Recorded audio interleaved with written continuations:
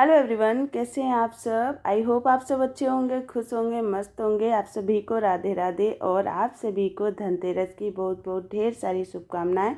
तो यहाँ पर जितनी भी चीज़ें जो डेकोरेशन आइटम है वो सब बारी बारी मैं लगा दूंगी, क्योंकि पूरे ही घर की क्लीनिंग जो है वो हो चुकी है। और ये जो आप देख रहे हैं, अगर आपको ये पसंद आए तो मैं आपको बता दूं, इसका मैं लिंक लगा दूंगी इसी वीडियो में, डिस्क्रिप्शन में जाके चेक कर लीजिएगा। ये और डेकोरेशन आइटम मैंने खुद घर पर ही बनाया था। इस तरह के आपको मार्केट में भी बहुत ईजीली मिल जाएंगे, मतलब कहने का ऑनलाइन ही मिलते हैं, ऑफलाइन तो नहीं इतने ज़्यादा मिलते।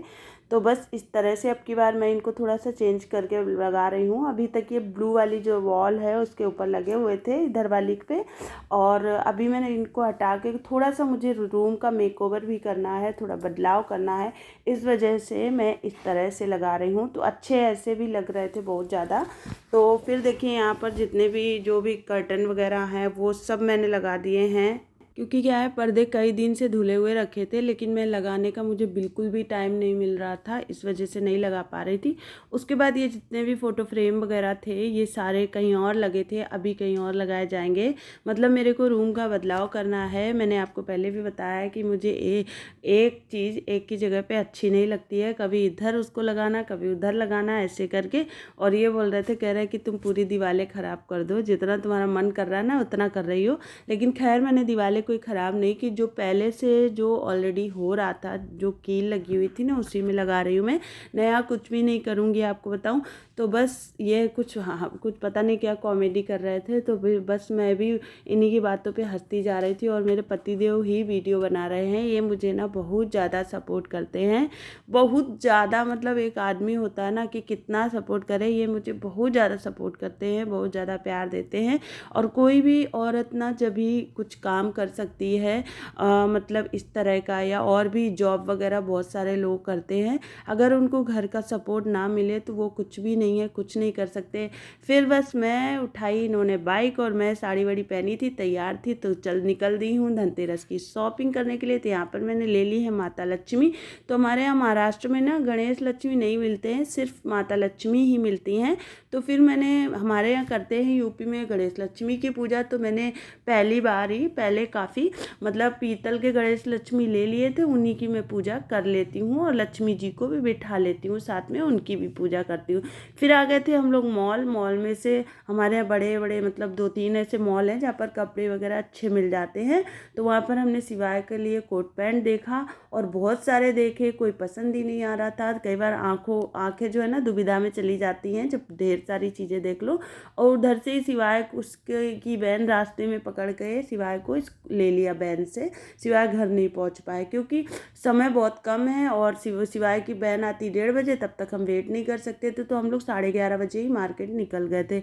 तो आप लोग मुझे बताइएगा कि मैंने कौन सा कोट लिया होगा, मेरी पसंद कैसी है, ज़रूर बताइएगा कमेंट करके। तो यहाँ पर बहुत सारे देखे और फिर लिया कोई एक, तो देख सकते हैं इस तरह से। बस फाइनली एक सिवाय के लिए कोट ले लिया है, और बहुत सुंदर सा कोट मैंने लिया है, क्योंकि अभी क्या है ना, बाद में मुझे मतलब काम आ जाएगा। थोड़ा सा मैं बड़ा ही कपड़ा लेती हूँ हमेशा, छोटा कपड़ा नहीं लेती हूँ, क्योंकि छोटे बच्चों के कपड़े ना इतने महंगे आते हैं, 2,500-3,000 हज़ार के, और अगर वो 1-2 बार पहनने के बाद छोटे हो जाएं और उनको फिर से ना पहना पाएँ तो कोई मतलब नहीं है। इसलिए थोड़ा सा महंगे अगर लेना तो बस इनकी खिंचाई बंद नहीं थी, वहाँ पर भी मेरी खिंचाई कर रहे थे, कह रहे थे कि मेरे नाप का कोट ले लो, सिवाय के भी आ ही जाएगा 10-20 साल बाद, 10 साल बाद।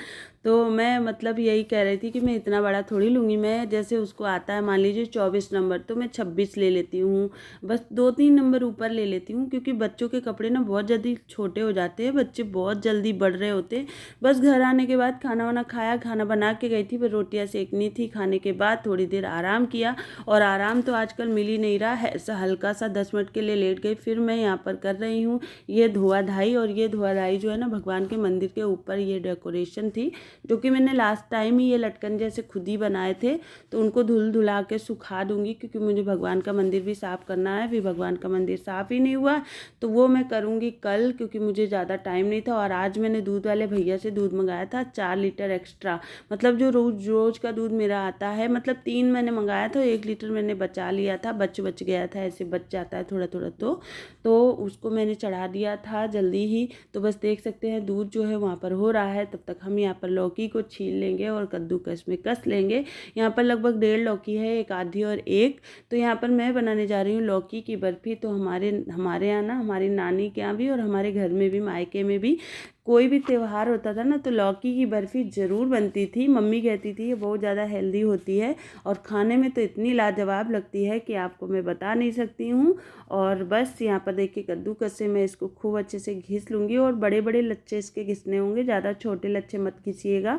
और घिस लूँगी तब तक दूध हो ही रहा है। तो जब मैं साड़ी में थी वो ब्लॉग मेरा धनतेरस के एक दिन पहले का था, सॉरी मैं बताना आप सबको भूल गई। और ये आज धनतेरस के दिन का है। तो आज मैं ना व्रत हूँ, तो लौकी को यहाँ पर खूब अच्छे से मैंने घिस लिया था। और घिसने के बाद फिर इसका जितना भी पानी है वो ऐसे दबा दबा के निकाल देंगे। निकालने के बाद फिर क्या करेंगे कि इसको अलग रख देंगे। और ये पानी जो है मैंने छान के ना अपनी बेटियों को दे दिया, काला नमक और जीरा पाउडर डाल के। दोनों की दोनों बड़े स्वाद से पी गए, बोल रही थी लौकी का जूस है बड़ा अच्छा लग रहा है। नींबू भी डाला था थोड़ा सा, तो अच्छा तो लगता ही है, लेकिन हाँ बर्बाद तो मैं नहीं करती हूँ। अगर व्रत नहीं होता तो मैं खुद ही पी लेती, लेकिन मेरा व्रत था इस वजह से मैंने बेटियों को दे दिया। यहाँ पर जब दूध जो है रबड़ी पे आ जाए, एकदम रबड़ी जैसा हो जाए, बस इसमें डाल देंगे लौकी और इसको धीमी धीमी आंच में पकने देंगे।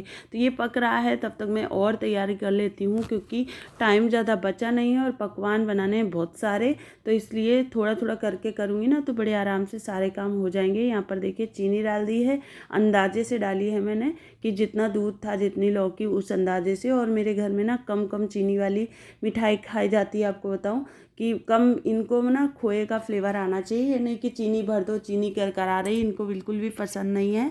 तो इस वजह से कम चीनी की ही मैं बनाऊंगी। वैसे भी मिठाइयाँ इतनी खाई जाती हैं, तो अगर थोड़ा सा कम चीनी कर लेंगे तो वो हमें नुकसान नहीं करेगी। तो ये